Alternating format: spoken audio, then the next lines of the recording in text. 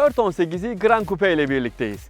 4 serisi Gran Coupe yeni 1.5 litrelik turbo beslemeli benzinli motoruyla daha cazip bir hale geldi. Bakalım bu araç bu haliyle kullanıcısına neler sunabiliyor acaba? Gelin hep beraber inceleyelim.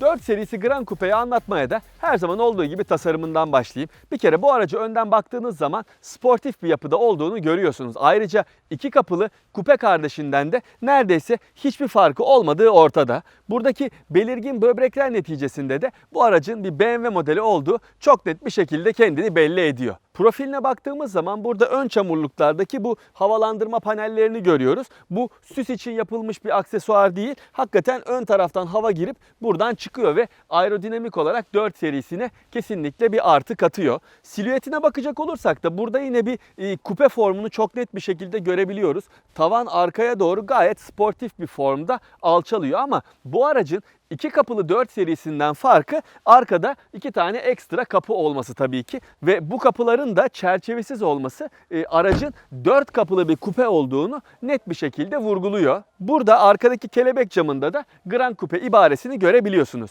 Arkasına bakacak olursak tavanın çok sportif bir şekilde alçaldığından bahsetmiştim. Ama bunun neticesinde bagaj kapağı burada çok küçük bir formda. Yani bunu sadece bu şekilde açmak isterseniz her ne kadar bagaj büyük olsa da içeriye eşya yüklemekte zorlanabilirsiniz. Ama BMW tasarımcıları bagaj kapağını arka camla birlikte açılacak şekilde tasarlamışlar ve o nedenle de buradaki 480 litrelik hacmi çok rahat bir şekilde kullanabiliyorsunuz. Yani buradaki değer aslında 3 serisiyle aynı değeri sunuyor. Ama inanın buraya büyük eşyalarınızı bile 3 serisinden çok daha rahat bir şekilde yükleyebiliyorsunuz. Yani bu anlamda 4 serisi 3 serisinden daha fonksiyonel bir yapıda bile diyebilirim. Gelin bir de arka koltuklara bakalım. Fakat aynı şeyi tabii arka koltuklar için söylemek zor. Çünkü bir kere alçalan tavandan dolayı kafanız tavana değmesin diye koltukların oturakları da biraz daha aşağı konumlandırılmış vaziyette. Yani şu an oturduğum zaman tam dik bir şekilde değil de sanki biraz daha böyle büzüşük oturuyor gibiyim. Ama diz mesafesi anlamında bakacak olursanız fena şeyler sunmuyor size. Keza baş mesafesi için de öyle. Yani ben 1.78 boyundayım ve sürücü koltuğu da benim ideal sürüş pozisyonuma göre ayarlanmış vaziyette. Görmüş olduğunuz gibi burada herhangi bir sıkıntı çekmeden oturabiliyorum. Camlar da fena sayılmayacak bir genişlikte. O nedenle buranın ferah olduğundan da bahsedebilirim. Bakalım ortada oturacak yolcu için nasıl bir alan sunuluyor. Bir kere burası daha yüksek olduğu için görmüş olduğunuz gibi kafam tavana değiyor ve büyük şaft tüneli neticesinde de ayaklarımı mutlaka onun kenarlarına koymam gerekiyor. O yüzden ortada oturacak kişinin bu otomobilin içindeki diğer 4 kişi arasında en şanssızı olacağını söylemem lazım. Artık direksiyonu başına geçiyorum 418i Gran Coupe'nin ve sürüş özellikleriyle ilgili tecrübelerimi de sizlerle paylaşıyorum. Hadi gelin. Arka koltuğa iniş binişler de çok kolay değil gibi ama emin olun iki kapılı olan versiyona kıyasla bir hayli kolay. Hadi başlayalım.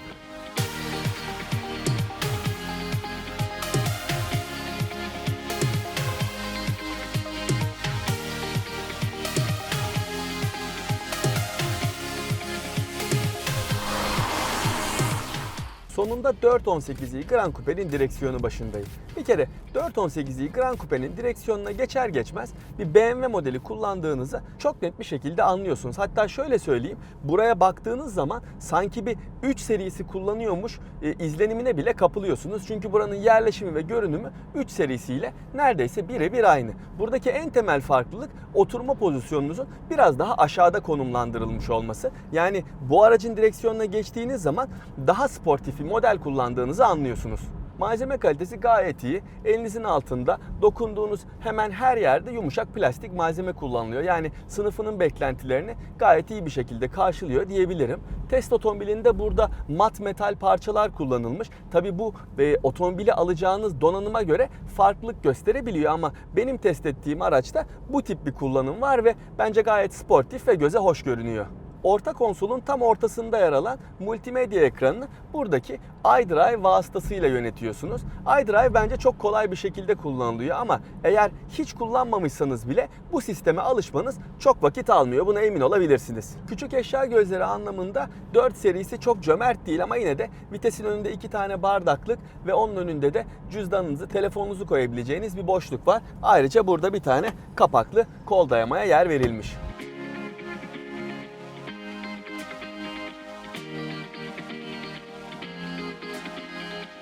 Gelelim 418i Gran Coupe'nin motorine ve sürüş özelliklerine. Bu aracın kaputunun altında yeni 3 silindirli 1.5 litrelik turbo beslemeli benzinli bir motor görev yapıyor. Bu motor tam 136 beygir güç ve 220 Nm'lik tork değerine sahip. Bu değerler 4 serisinde 8 kademeli otomatik şanzıman vasıtasıyla arka tekerleklere, oradan da yere aktarılıyor. Yani merak edenler için söyleyeyim, 418i Gran Coupe arkadan itişli. Bu 1.5 litrelik motor aslına bakarsanız BMW'nin daha önce kullanmış olduğu 1.6 litrelik turbo beslemeli benzinli motorun yerini almış olan bir ünite. Değerleri birbiriyle çok benziyor. Yani performans anlamında ikisinin arasında pek bir fark olmadığını söyleyebilirim. Özellikle bu tip sakin kullanımlarda aralarında herhangi bir fark olduğunu, hatta bu motorun 3 silindirli olduğunu anlamanız bile bence söz konusu bile değil.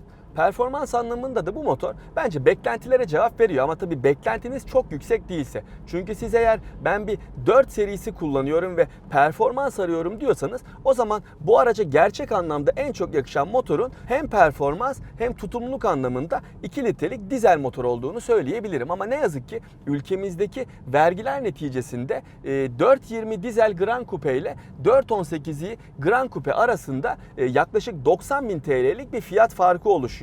Bu da bana sorarsanız çok yüksek bir değer. O nedenle tercih etme aşamasına geldiğiniz zaman bu araç hakikaten 420d'ye kıyasla çok daha mantıklı bir seçenek olarak öne çıkıyor.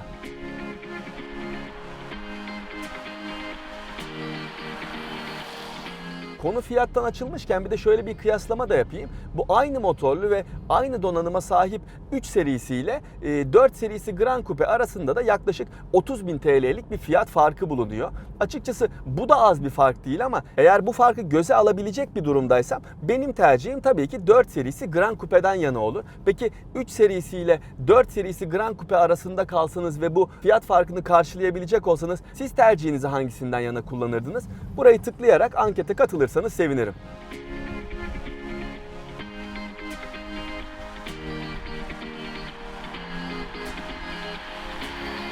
4 serisinin sürüş özellikleri bence gayet rafine. Hem konfor beklentilerine hem performans beklentilerine iyi bir şekilde cevap verebiliyor. Virajlara hızlı bir şekilde girip çıkma imkanınız var. Ayrıca şehir içinde kullanırken de süspansiyon konforunun size herhangi bir rahatsızlık yaşatmadığını söylemeliyim. Hızlı girdiğiniz virajlarda da 4 serisi çizgisinden pek çıkmıyor. Ama mesela şu an olduğu gibi hem ıslak hem de ısının çok düşmüş olduğu zeminlerde tabii aracın üstüne yaz lastiği olduğu için tutunmakta biraz zorluk çekebiliyoruz. Ama normal şartlarda iyi ayarlanmış süspansiyonlar neticesinde 4 serisi yere çok sağlam bir şekilde basıyor.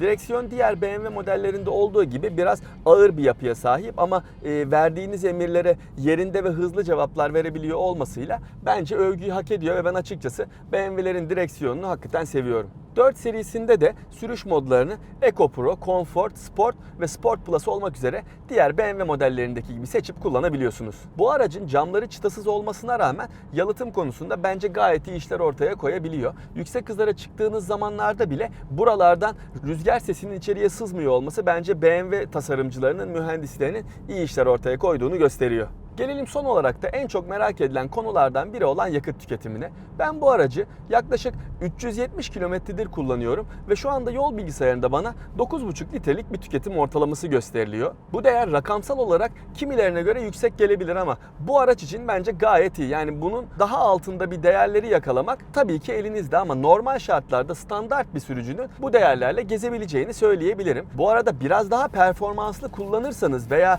trafikte geçirdiğiniz vakit artarsa bu değerlerin yaklaşık 10-11 litreler seviyesine çıkacağını da bilmenizde fayda var.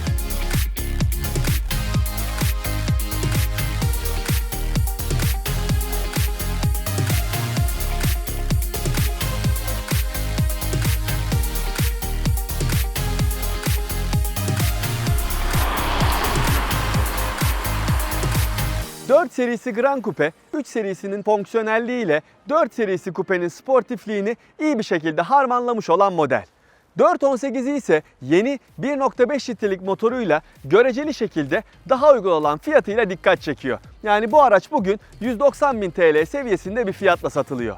Eğer ben Audi A5 Sportback ile 4 serisi Gran Coupe arasında kararsızlık yaşasaydım büyük ihtimalle tercihimi arkadan itişli olan ve daha sportif olan yapısı neticesiyle 4 serisi Gran Coupe'den yana kullanırdım. Görüşmek üzere.